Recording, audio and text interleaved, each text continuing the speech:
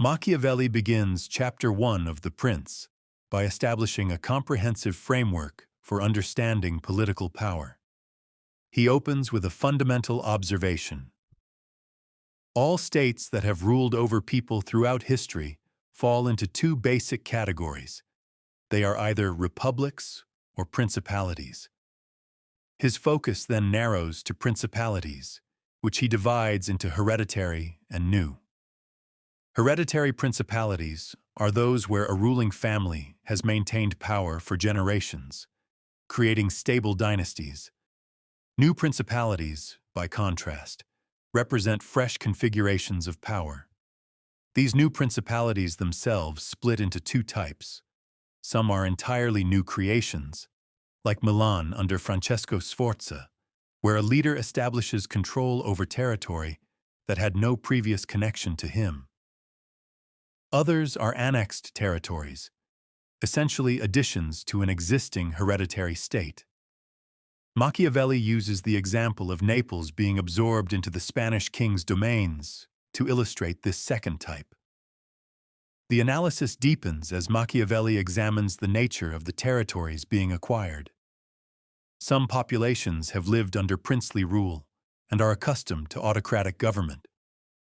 Others have experienced freedom, meaning they governed themselves, typically as republics or self-governing city-states.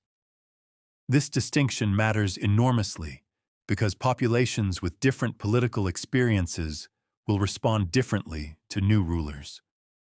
Finally, Machiavelli addresses the means of acquisition. Territories can be gained through the prince's own military forces, through the armies of others, through fortune or luck, or through personal ability and skill, what he calls virtù in Italian, meaning a combination of talent, cunning, courage, and determination. What makes this opening so important is that Machiavelli isn't simply categorizing for academic purposes. Each distinction he draws will determine the strategies a prince must employ. A hereditary principality requires different maintenance than a newly conquered one. A population accustomed to freedom will resist differently than one used to servitude. A state won by one's own ability stands on firmer ground than one acquired through fortune or borrowed military power.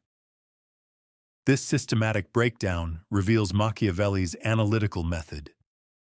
He's treating politics as a science that can be studied, categorized, and understood through observation and reason rather than through abstract moral philosophy or divine right theories that dominated medieval political thought.